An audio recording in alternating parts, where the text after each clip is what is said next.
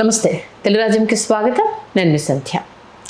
ఈ మధ్యకాలంలో సినిమా ఇండస్ట్రీకి సంబంధించి అది బుల్లితెర కావచ్చు, వెండితెర కావచ్చు, సిల్వర్ స్క్రీన్ కావచ్చు, ఏదైనా సరే సెలబ్రిటీల సూసైడ్లు అనేది ఒక సెన్సేషన్గా మారిపోయింది. ఎందుకంటే వాళ్ళు ఈ కలర్ఫుల్ ప్రపంచంలో ఉండడము, వాళ్ళని చూసి చాలామంది ఇన్స్పైర్ అవ్వడం, ఇదంతా ఉండడము, అందులోనూ అలాంటి కాంట్రవర్సీ టాపిక్స్ వచ్చినప్పుడు జనాల్లో క్యూరియాసిటీ పెరగడము, జరిగేది ఒకటి బయటకు వచ్చేది ఒకటి, చిరువుల బలువులు చేయడం, ఇవన్నీ మనం చూసాం. బట్ ఈ సెలబ్రిటీ డెత్స్ అనేవి కేవలం ఇప్పుడే కాదు, గతంలో కూడా కొన్ని జరిగాయి. ఇప్పటికీ మిస్టరీ వీడిని మరణాలు చాలా ఉన్నాయి అని వినడం జరిగింది. మరి ఇండస్ట్రీలో ఫస్ట్ సెలబ్రిటీ డెత్ ఎవరిది, దానికి సంబంధించి అప్పట్లో దాసరి నారాయణరావు గారిని కూడా ఒక ఇంటర్వ్యూలో అడగడం జరిగింది. అంటే సెలబ్రిటీలకు సంబంధించి మరణాల నేపథ్యంలో పెద్దలు ఏం చర్యలు తీసుకోవట్లేదు అనేసి. అవి అలా అలా కంటిన్యూ అవుతూనే వస్తున్నాయి. మరి అప్పుడు ఉన్న డెత్లు ఏంటి, కంటిన్యూ అవుతున్న దానికి సంబంధించి మరిన్ని డీటెయిల్స్ తెలుసుకునే ప్రయత్నం చేద్దాం. చరిత్రకారులు, సినీ రాజకీయ విశ్లేషకులు చిలకటి శ్రీకాంత్ గారు మనతో ఉన్నారు. ఆయన మాటల్లో. శ్రీకాంత్ గారు నమస్తే. నమస్కారం సంధ్య గారు. ఒకప్పుడు కూడా బ్లాక్ అండ్ వైట్ సినిమాల నుంచి కూడా చాలామంది సెలబ్రిటీలు ఎందుకు చనిపోయారో తెలియదు, సూసైడ్ చేసుకోవడానికి గల కారణాలు ఏంటి అనేది కూడా తెలియకుండా బ్లాక్ అండ్ వైట్ సినిమాల నుంచి జరిగిందని విన్నాము. అలా ఫస్ట్ నమోదైన మరణం ఏంటి, అప్పుడు దాని గురించి జరిగిన డిస్కషన్ ఏంటి? దక్షిణ భారతదేశాన్ని కదిపి కుదిపేసినటువంటి ఒక బీభత్సం అని చెప్పాలి అని అనుకుంటే, ఆ బీభత్సాన్ని మాట్లాడుకోబోయే ముందు మనం ఒక సినిమా గురించి మాట్లాడుకోవాలి. రౌచర్ అని 1970లో హాలీవుడ్ స్క్రిప్ట్ రైటరు ఆయన కథ రాశారు, సమ్మర్ ఇన్ 42 అని చెప్పేసి. ఆ సమ్మర్ ఇన్ 42 71లో సినిమాగా వచ్చింది. ఒక టీచర్ని 17 ఏళ్ల స్టూడెంట్ ప్రేమిస్తాడు, 42 సంవత్సరాల టీచర్ని. భర్త ఎక్కడో సైన్యంలో పనిచేస్తున్నాడు, భర్తకు దూరం అయిపోయినటువంటి టీచర్. ఆవిడ్ని చాలా తప్పిస్తాడు, చాలా ఆవిడ కోసం రగిలిపోతుంటాడు.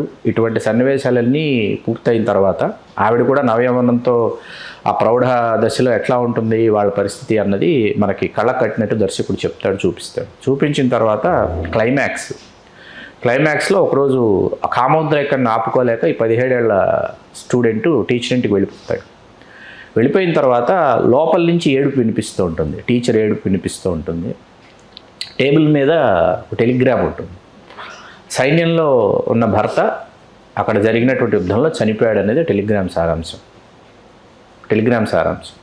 ఇతను లోపలికి వెళ్ళాడు. లోపలికి వెళ్ళిన తర్వాత ఏడుస్తున్నటువంటి టీచర్ని పొదువు పట్టుకున్నాడు. పొదువు పట్టుకున్న టీచరు ఏడుస్తూ అతనిని కావలించుకుంది. ఇద్దరూ ఒకటయ్యారు. అతడు ఆమెను అనుభవిస్తాడు. ఇది క్లైమాక్స్. అంత బీభత్సమైన క్లైమాక్స్ అంటే ఆవిడ విషాదాన్ని మర్చిపోవాలనుకుందా, లేకపోతే ఆవిడ విషాదాన్ని అతను పంచుకోవాలనుకున్నాడా అన్నది దర్శకుడు చెప్పాలనుకున్నాడు. దీనిని బాలు మహేంద్ర అనే ఒక దర్శకుడు దీనిని తమిళంలోకి తీసుకొచ్చి తెలుగులోకి కొంటె కుర్రాళ్ళు అనే పేరుతో 1981 ఆ ప్రాంతంలో, 82 ఆ ప్రాంతంలో కొంటె కుర్రాళ్ళ పేరుతో తెలుగులోకి డబ్ చేసి ప్రతాప్ పోతన్ గారు, శోభ వీళ్ళిద్దరూ కలిసి నటించారు. క్షమించాలి, 1979 ఆ ప్రాంతం, 79-80 తెలుగులోకి వచ్చింది ఈ సినిమా. తెలుగులోకి డబ్ అయింది. అయిన తర్వాత ఏంటంటే అక్కడ టీచర్ని 3 9th క్లాస్ స్టూడెంట్స్ ప్రేమిస్తారనేటటువంటి ఈ సమ్మర్ ఇన్ 42నే బాలు మహేంద్ర గారు తీసుకొచ్చి అద్భుతంగా క్లైమాక్స్ ఒకటి మార్చాడు. ఎందుకంటే దర్శకుడిని తీసుకొచ్చి మన ప్రేక్షకులు ఉరిది ఇస్తారు, టీచర్ని అనుభవించారు స్టూడెంట్స్ అంటే చంపేస్తారు తీసుకొచ్చి దర్శకుడిని. క్లైమాక్స్ ఒకటి మార్చి, క్లైమాక్స్ కూడా ఇక్కడ కూడా బీభత్సంగా ఉంటుంది. అది నేను చెప్పడం కంటే చూస్తే బాగుంటుంది. అది ఆ సినిమా చూసి చాలామంది విస్తుపోయారు. బాలు మహేంద్ర గారు తీసిన పద్ధతికి చాలామంది విస్తుపోయారు అనమాట. ఎందుకు ఈ విషయాలని చెప్పానంటే, ఇప్పుడు ఇంత చెప్పి ఇక్కడ శోభ అనే పేరు నేను చెప్పాను. 1962-63లో ఆవిడ పుట్టారు. మహాలక్ష్మి మీనన్ ఆవిడ పేరు, మలయాళి. 15 సంవత్సరాలకే ఆవిడ స్టారు. కోకిల అని కన్నడ సినిమా, అది బాలు మహేంద్ర గారి మొదటి సినిమా. కోకిల కన్నడలో బ్లాక్ అండ్ వైట్ సినిమా. ఇది ఎంత ప్రయోగాత్మకమైన సినిమా అంటే కథ కావచ్చు, మరీ ముఖ్యంగా జాతీయ ఉత్తమ ఫోటోగ్రాఫర్గా బాలు మహేంద్ర గారికి పురస్కారం ప్రకటించారు కోకిల సినిమాకి. ఇందులో టైటిల్ రోల్ కోకిల, శోభ గారు, కమల్ హాసన్ గారు హీరో. వాళ్ళిద్దరూ ప్రేమించుకుంటారు. ఆవిడ డాక్టర్. కమల్ హాసన్ గారి ఇంట్లో పనిచేసేటటువంటి పని మనిషి రోజారమణి. ఒకరోజు 4 రోజులు అతను ఆఫీస్కి వెళ్ళలేకపోతాడు, అతనికి జ్వరం వస్తుంది. చూశాను ఈ సినిమా. జ్వరం వచ్చిన తర్వాత అతను ఇంట్లో ఉంటాడు. కొంచెం తేరుకున్న తర్వాత ఈ నవయవనంలో మెసమిసలాడుతున్నటువంటి రోజారమణిని చూసి ఇతను కోరికతో రోజారమణికి ఇతను లొంగిపోతాడు, రోజారమణి కమల్ హాసన్కి లొంగిపోతుంది. అక్కడి నుంచి కోకిలను ఫేస్ చేయడానికి కమల్ హాసన్ చాలా ఇబ్బంది పడతాడు. ఆ అమ్మాయి మనస్ఫూర్తిగా ప్రేమించింది అతన్ని, ఇతను మనస్ఫూర్తిగా ప్రేమించాడు. అక్కడ ఆమె అతడికి లొంగిపోయిందా, అతడు ఆమెకి లొంగిపోయారా కాదు, ఇద్దరు కోరికకి లొంగిపోయారని అనుకోవాలి మనం. దాన్ని అద్భుతంగా పోర్ట్రేట్ చేస్తాడు బాలు మహేంద్ర గారు. చేసి ప్రేయసిని కోకిలని ఫేస్ చేయలేనటువంటి కమల్ హాసన్ ఏం చేస్తాడంటే రోజారమణిని తీసుకుని ఒక పల్లెటూరుకి వెళ్ళిపోతాడు. వాళ్ళకు ఒక పాప పుడుతుంది. పాప పుట్టిన తర్వాత ప్రాథమిక ఆరోగ్య కేంద్రానికి పాపను తీసుకుని వస్తే అక్కడ డాక్టరు శోభ కోకిల అనమాట. ఏం మాట్లాడు, నువ్వు ఎందుకు వెళ్ళిపోయావు, ఎందుకు కనిపించలేదు, ఏమీ మాట్లాడు. అద్భుతమైన పెర్ఫార్మర్ అనమాట. వస్తాడు కమల్ హాసన్, తన పాపను చూపించుకుంటాడు. అయిపోయి వెళుతుండగానో ముందో పాప పేరేంటని అడుగుతుంది, కోకిల అని చెప్తాడు. ఇది కథ. ఓకే. శోభ గారు ఒక అద్భుతమైన పెర్ఫార్మర్ అండి. శోభని బాలు మహేంద్ర గారికి అప్పటికి 8-9 ఏళ్ల కొడుకున్నాడు, భార్య ఉంది. ఉండగా శోభని బాలు మహేంద్ర గారు పెళ్లి చేసుకున్నారు. పెళ్లి చేసుకున్న తర్వాత కనీవిని ఎరుగని కీర్తి శోభ గారికి. ఆవిడ మనకి తెలుగులో తరం మారిందని ఒక సినిమా చేశారు. మన ఊరి పాండవులలో పిచ్చి పిల్ల శోభ, రాఘోపాలరావు గారు. అవునండి, ఆవిడే శోభ గారు. శోభ ఆవిడే అనమాట. నిండా 18 ఏళ్ళు లేవు ఆవిడకి. ఆవిడ ఒక అందంతో మిసమిసలాడిపోతున్నటువంటి శోభ. ఆవిడ సినిమాలు వస్తున్నాయంటే ఏంటంటే ఒక సావిత్రి గారి సినిమా వస్తుంది అంటే, ఒక రేఖ గారి సినిమా వస్తుందంటే, అట్లాగే ఆ తర్వాత మీకు స్మితా పాటిల్ గారి సినిమా వస్తుంటే ఒక అటెన్షన్ ఉండేది. ప్రేక్షకుల్లో ఒక అటెన్షన్, సినిమా చూడాలి అనేటటువంటి ఒక అటెన్షన్ ఉండేది. ఆ అటెన్షన్ చాలా అద్భుతమైనటువంటి అటెన్షన్ అనమాట. ఆ అటెన్షన్ శోభా గారి సినిమాలకు ఉండేది. దురై అని ఒక దర్శకుడు పసి అని తమిళంలో ఒక సినిమా తెరకెక్కిస్తే, పసి అంటే ఆకలి. ఆవిడ పెర్ఫార్మెన్స్కి జాతీయ ఉత్తమ నటి పురస్కారం వచ్చింది. 18 సంవత్సరాలు శోభ గారికి. జాతీయ ఉత్తమ నటి శోభ సినిమా పసి వస్తే ఆవిడ ఢిల్లీ వెళ్ళి 1980 ఢిల్లీ వెళ్ళారు, పురస్కారం తీసుకున్నారు. మొత్తం దక్షిణ భారత చలనచిత్ర పరిశ్రమ ఆవిడకి జాతీయ ఉత్తమ నటి పురస్కారం రావటాన్ని పెద్ద పండగలాగా సెలబ్రేట్ చేసుకున్నారు. ఇంత చిన్న వయసులో జాతీయ ఉత్తమ నటి పురస్కారం శోభాకు వచ్చిందని చెప్పి సెలబ్రేట్ చేసుకున్నారు. ఆవిడ వచ్చారు. వచ్చిన తర్వాత 1980 ఏప్రిల్ 30 ఆ రోజు ఈవిడ బాలు మహేంద్ర గారికి ఫోన్ చేశారు. ఆయన పెద్ద భార్యతో కొడుకున్నటువంటి ఇంట్లో ఉంటాడు కదా, ఇక్కడికి ఆయనకి రావాలనుకున్నప్పుడు, సేద తీరాలనుకున్నప్పుడు ఇక్కడికి వచ్చి వెళ్ళేటటువంటి ఒక పరిస్థితి. అక్కడ కొడుకుకి అనారోగ్యంగా ఉంది, ఆయన రాలేనటువంటి పరిస్థితి. ఆయన చెప్పాడంట, నేను రాలేను, వాడికి బాగోలేదు, కాసేపు ఆగి వస్తాను, వాడు కొంచెం స్థిమిత పడ్డాక పడుకున్నాక వస్తాను అంటే, ఆవిడ కాలుగాలని పిల్లిలాగా అసహనంగా తిరుగుతూ నంబర్ ఆఫ్ టైమ్స్ ఫోన్ చేసి రాలేకపోయేటప్పటికి ఆవిడ అసహనంతో, ఆ కోపంతో, ఆ ఉక్రోషంతో ఆవిడ వెళ్ళిపోయి బెడ్రూమ్లోకి వెళ్ళిపోయి చీర తీసుకుని ఫ్యాన్కి ఊరవేసేసుకుంది. అయ్యా. 18 పూర్తయి 19వ ఏడు అంతే. ఉదయానికల్లా ఈ వార్త దక్షిణ భారతదేశ సినీ ప్రపంచాన్ని, అసలు చెన్నైలో భూకంపం వచ్చిందా అన్నంతటువంటి వార్త అనమాట. శోభ ఆత్మహత్య చేసుకుంది. ఈయన నేరస్తుడు అన్నారు బాలు మహేంద్ర గారిని. సరే, దర్యాప్తు మొదలైంది. ఆత్మహత్య అని తెలిసిన తర్వాత బాలు మహేంద్ర గారు కూడా చాలా స్తబ్దుగా, కొంతకాలం చాలా స్తబ్దతలోకి, నిశ్శబ్దంలోకి జారిపోయారు ఆయన కూడా. ఎందుకంటే తను కారణం అవునా అంటే అవును అని చెప్పలేరు, కారు అని చెప్పలేము. అటువంటి ఒక స్థితి, డోలాయమాన్ పరిస్థితి అంటారే. ఇంకా శోభ బతుకుంటే ఎన్ని పాత్రలు చేసేదో. లేఖాయుడే ఒక మరణం అని కేజీ జార్జ్ అని ఆయన ఈ శోభా గారి జీవితాన్ని అంతా మలయాళంలో గొప్ప సినిమాగా తీశారు. లేఖాయుడే ఒక మరణం అని చెప్పి లేఖ అనే పేరు పెట్టారు ఆ పాత్రకి. అట్లా ఆవిడ జీవితాన్ని అర్ధాంతరంగా ఏంటంటే 19 సంవత్సరాలు, 18 పూర్తయి 19 ఏడు చనిపోవడం అంటే మీరు నమ్మరు సంజయ్ గారు. ఈ పసి అనే సినిమా యూట్యూబ్స్ లేని కాలం కదండి, మేము సినిమాలు చూస్తూ వచ్చినటువంటి కాలం. హైదరాబాద్కి వచ్చిన తర్వాత బాబుఖాన్ ఎస్టేట్లో ఈ అన్ని భాషల సినిమాలు దొరికేవి. ఈ పసి అనే సినిమా వీడియో DVD కోసం ఎంతకాలం వెతికారు, దొరికింది, చూశాను. చూసి మ్రాన్పడిపోతాం అసలు ఆవిడ పెర్ఫార్మెన్స్కి.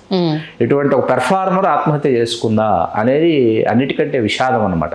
దక్షిణ భారతదేశంలో కుదిపేసినటువంటి 2 ఆత్మహత్యలు ఏంటంటే, ఒకటి శోభా గారి ఆత్మహత్య, ఇంకోటి సిల్క్ స్మిత్ గారి ఆత్మహత్య. మధ్యలో ఫటాఫట్ ఫటాఫట్ జయలక్ష్మి గారు. అంటే మనకేంటంటే ప్రభావం, ఫటాఫట్ జయలక్ష్మి గారి ప్రభావం తక్కువ.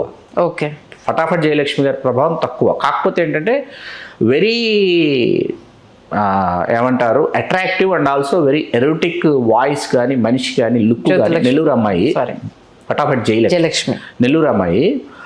ఆవిడ ఎరోటిక్ వాయిస్, తర్వాత లుక్ వైజ్, పెర్ఫార్మెన్స్ వైజ్ కూడా చిరంజీవి గారితో చేశారు. ఆవిడ ఎన్టీ రామారావు గారు చెల్లెలుగా చిరంజీవి గారితో తిరుగులేని మంచి సినిమాల్లో చేశారు. ఆ ఫటాఫట్ అనే ఊతపదంతో ఒక్కసారి ఏంటంటే బాలచంద్ర గారి సినిమాల్లో ఆవిడకి వచ్చినటువంటి ప్రతిభ. ఎంజి రామచంద్రన్ గారికి సంతానం లేదు. ఆయన ఎంజి రామచంద్రన్ గారు ఎవరినో దత్తపుత్రుడిగా ఎవరినో తీసుకోవడమో జరిగింది. ఎంజి రామచంద్రన్ గారు, జానకి రామచంద్రన్ గారు ఇద్దరు. అతను ఆమెను ప్రేమించి పెళ్లి చేసుకుంటానని మోసం చేశాడు అన్నది అప్పట్లో వచ్చినటువంటి అపవాదం. మనం విన్నది నిందా నిజమా అవునో కాదో మనకి పూర్తిగా వాటి గురించి వివరాలు తెలియలేదు. హఠాత్తుగా ఫటాఫట్ జయలక్ష్మి గారిది కూడా హఠాత్తుగా మనం విన్నదే. ఫటాఫట్ జయలక్ష్మి గారి ఆత్మహత్య కూడా అది కూడా కదిపి కుదిపేసిన. మనకి సిల్క్ స్మిత గారి ప్రభావం చాలా ఎక్కువ అండి. సిల్క్ స్మిత గారి ప్రభావం అనేది చాలా ఎక్కువ. పేపర్స్ లో చూసాం అప్పటికి టీవీలలో ఇంత ఇది లేదు, కానీ ఆవిడ మరణం పేపర్లో విని షాక్ అయ్యాం. మా ఏజ్కి వచ్చేసరికి ఆవిడ మరణం పేపర్లోకి వచ్చింది. నెక్స్ట్ డే ఏమొస్తుంది ఆవిడ గురించి ఏం చెప్తారు అనేసి అని అచేతనంగా ఆ మార్చరీ స్ట్రక్చర్ మీద ఆవిడ పడుకున్న ఫోటోని చూసి అంత అందంగా ఉండే సిల్క్ స్మిత గారు ఇలా అయ్యారా అనేసి షాక్ అయిపోయింది. వాంగ్మూలం కూడా అంటే ఆవిడ రాసినటువంటి ఆవిడ చివరి సందేశం ఏదైతే ఉందో అది కూడా ఏంటంటే చాలా బాధాకరంగా ఉంటుంది అది చదివితే. దాని గురించి మనం ఒక ప్రత్యేకమైన వ్యక్తితో ఒక ప్రత్యేకమైనటువంటి ఇంటర్వ్యూ చేద్దాం. ఎందుకంటే అది ఫస్ట్ చూసిన ఒక జర్నలిస్ట్, మన తెలుగు సీనియర్ జర్నలిస్ట్, ఫస్ట్ దానిని అసలు చదివింది ఎవరు ఏంటన్నది మనం ఒకరోజు దాని గురించి మాట్లాడదాం. అట్లా శోభా గారి మరణం మాత్రం దక్షిణ భారతదేశ సినిమాని ప్రపంచాన్ని అసలు చాలా బీభత్సానికి గురి చేసింది, కదిపి కుదిపేసింది ఆవిడ ఆత్మహత్య మాత్రం. అప్పటి దాంట్లో బాలు మహేంద్ర గారు ఎన్నో జాతీయ పురస్కారాలు పొందారు, ఫిలింఫేర్ లైఫ్ టైం అచీవ్మెంట్లు వచ్చినాయి. 2014లో ఆయన 74 ఏట ఆయన కన్ను మూశారు. ఆ తర్వాత ఆ విషాదాన్ని మర్చిపోవడానికి ఆయన చాలా గొప్ప సినిమాలు తీశారు. ఆ విషాదాన్ని మర్చిపోవడానికి అంటే ఒక పశ్చాత్తాపం మనల్ని నిత్యము నిరంతరము వెంటాడుతుందండి జీవితంలో. ఎందుకంటే నేను కారణమా కాదా కాదు రెండు ఉన్నాయి. సమాధానం చెప్పలేని ప్రశ్న ఎవరు సమాధానం చెప్పలేరు ఆ ప్రశ్నకి. ఆయన ఏమన్నారు, వాడికి కొంచెం స్థిమితపడి వాడు నిద్రపోయిన తర్వాత నీ దగ్గరకు వస్తానని చెప్పాడు. ఆయన చెప్పిన తర్వాత కూడా ఆవిడ ఆ ఏమంటారు ఆ విరహం ఏదైతే ఉందో ఆ ఎదురుచూపులు ఏవైతే ఉన్నాయో దానిని ఆవిడ తట్టుకోలేకపోయింది. ఆ టీనేజర్ మెంటాలిటీ అంటామే ఆ మెంటాలిటీలో ఆ ఉక్రేషన్లో ఆవిడ చేసుకున్నటువంటి ఆత్మహత్య. చాలా గొప్ప యాక్టర్స్ చాలా మంది సూసైడ్ చేసుకున్నారని విన్నాము. మీరంటే రెండే స్టోరీలు వచ్చాయి. ఎక్కువ ప్రభావం అండి కదిపి కుదిపేసినటువంటి అంటే చాలా మంది ఉన్నారు. అర్ధాంతరంగా ముగిసిపోయిన జీవితాలు అంటే దివ్యభారతి గారిది అర్ధాంతరంగా ముగిసిపోయింది. ఇప్పుడు సౌందర్య గారిది అర్ధాంతరంగా ముగిసిపోయింది ప్రమాదవశాత్తు. అంటే వీళ్ళు అర్ధాంతరంగా మరణించడం అనేది, అర్ధాంతరంగా మనల్ని విడిచి వెళ్ళిపోవడం అనేది మనకేంటంటే మనకు చాలా విషాదాన్ని మిగులుస్తాయి, ఖచ్చితంగా విషాదాన్ని మిగులుస్తాయి. కాకపోతే ఏంటంటే శోభా గారితో అందరూ ఒక్కసారి ఉలిక్కి పడ్డారనమాట. ఓకే, అరే నిన్నగాక మొన్న జాతీయ ఉత్తమ నటి పురస్కారం తీసుకుంది, మనమందరం ఏదో పండగలాగా సెలబ్రేట్ చేసుకున్నాం. ఆవిడ ఎయిర్పోర్ట్కి వస్తే మనమందరం ఏదో వెళ్ళి మన కుటుంబ సభ్యురాలికి జాతీయ ఉత్తమ నటి వచ్చిందని మనం స్వాగతం పలికాం 1980లో. ఈవెన్ రీసెంట్గా కన్నడ రీమేక్ కూడా ఒక సినిమా చేశారు కదా, అప్పటి కన్నడ స్టారా రానా గారు కూడా యాక్ట్ చేశారు. దుల్కర్ది సినిమా వచ్చింది. అవునా, అది కాంత వచ్చేసి త్యాగరాజు బాగోతారు కదా, హీరోయిన్ అది వేరండి, ఆ కథ వేరు. అక్కడ త్యాగరాజు బాగోతారు గారు సెంట్రిక్ గా చేశారు. త్యాగరాజు బాగోతారు గారు ఫస్ట్ సౌత్ ఇండియన్ స్టార్స్ లో త్యాగరాజు బాగోతారు గారు ఒకరు. ఆయన hero and also singer Tyagaraju బాగోతారు గారు. అది ఇంకొక రోజు దాని గురించి మాట్లాడుకుందాం. త్యాగరాజు బాగోతారు అందులో హీరోయిన్ రియలిస్టిక్ బేస్ గా చేసిన స్టోరీ అన్నారు కదా, అందుకని. అవును, ఓకే. అదే ఒకసారి దాసనారాయణరావు గారిని అప్పటి సీనియర్ జర్నలిస్ట్ అందరూ క్వశ్చన్ చేసినప్పుడు సినిమా ఇండస్ట్రీలో మరణాలకు సంబంధించి ఎవరు పెద్దరికం తీసుకోవట్లేదు, ఎందుకు పట్టించుకోవట్లేదు, నిర్మాతలు సూసైడ్లు చేసుకోవడం కావచ్చు, యాక్టర్స్ ఉపాధి లేకుండా కొందరు సూసైడ్ చేసుకోవడం, అవకాశాలు లేకుండా సూసైడ్ చేసుకోవడం, ఇలాంటివన్నీ జరుగుతున్నాయి అనేసి అని వింటే అంతలా ఏ మరణాలు నమోదయ్యాయి అనేసి ఒక చిన్న పరిశోధన అధ్యయనం. అదే దాంట్లో ఎవరు చనిపోయారనేది వాళ్ళు ఏం క్వశ్చన్ చేయలేదు, కానీ ఇలా మరణాలు సంభవిస్తున్నాయి కదా, దీని గురించి ఎందుకు సినిమా ఇండస్ట్రీ స్పందించట్లేదు, మరి మీరు పెద్ద దిక్కు అంటారు కదా, దీని గురించి మీరు ఏం యాక్షన్ తీసుకుంటారు? ఆ మధ్య మనకి విజయసాయి కమెడియన్ ఆర్టిస్టు ఆయన ఆత్మహత్య చేసుకోవడం అనేది మనకి ఏమని చెప్తుందంటే ఆయన వ్యక్తిగత కారణాలు చాలా కనిపిస్తాయి. వ్యక్తిగత కారణాలు చాలా మనకి కనిపిస్తాయి ఎవరికైనా సరే. అది పరిశ్రమకు సంబంధించినటువంటి ఏమంటారు, పరిశ్రమ వీళ్ళని స్వాగతించలేదా, పరిశ్రమ వీళ్ళని పక్కన పెట్టిందా అనేటటువంటి దానిలో ఆత్మహత్య జరగల విజయసాయి ఆత్మహత్య. వ్యక్తిగత కారణాలతో ఆత్మహత్య జరిగింది. వ్యక్తిగత కారణాలతో జరిగిన ఆత్మహత్యలు కొన్ని ఉన్నాయి. పరిశ్రమ మమ్మల్ని ఇప్పుడు మనకి కొన్ని ఆత్మహత్యలు ఉన్నాయి. కొన్ని ఆత్మహత్యల గురించి మాట్లాడుకుంటే ఏంటంటే పరిశ్రమ మమ్మల్ని నిరాదరణ గురి చేసిందని చేసుకున్న ఆత్మహత్యలు కొన్ని ఉన్నాయి. కొందరు ఆత్మహత్యలు ఉన్నాయి, దాంట్లో అలా ఉన్నాయి, చాలా ఉన్నాయి. అట్లాగే కొన్ని మరణాల గురించి మనం ఏమని మాట్లాడతాం, ఎందుకంటే ఒక వెలుగు వెలిగి ఒక ప్రభవించి అందులో నుంచి వాళ్ళు నేలకు వచ్చి పడిపోతే మహాకవి శ్రీశ్రీ గారి కవిత గుర్తొస్తుంది. మీకు తెలుసు, నాకు తెలుసు. చెప్పండి. స్ట్రైక్ అవ్వట్లేదు అంటే చాలా ఉన్నాయి కాబట్టి దాంట్లో ఏది అనేది.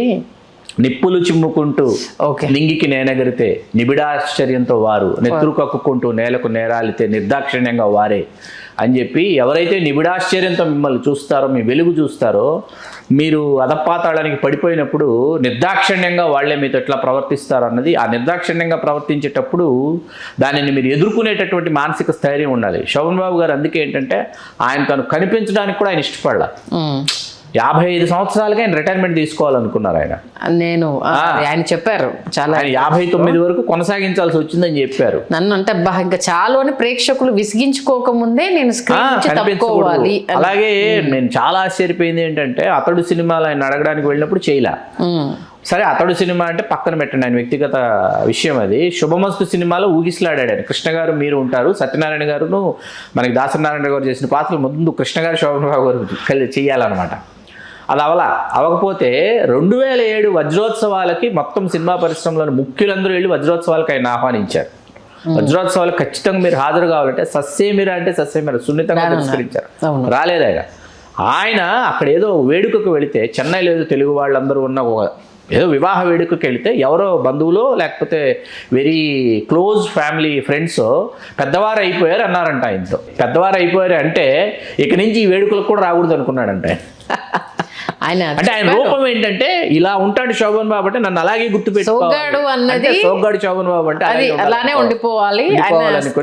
నిష్క్రమించేటప్పుడు కూడా చాలా సందర్భాల్లో చాలా విషయాలు శోభన్ బాబు గారు మనమే తోపు అని అనుకోవద్దు, మనల్ని మించిన వాళ్ళు వస్తూనే ఉంటారు, ప్రవాహం కొత్త నీరు వచ్చినప్పుడు మనం పక్కకు తప్పుకోవాలి, మనది ఎక్కడి వరకు ఉందో అక్కడి వరకే, ఆ తర్వాత మనల్ని మనం మోల్డ్ చేసుకోవాలి, అది జనాలు రిసీవ్ చేసుకున్నప్పుడే కంటిన్యూ అవ్వాలి, రిసీవ్ చేసుకున్నప్పుడు చాలా హుందాతనంగా మనం పక్కకు తప్పుకోవాలి అనేసి అని.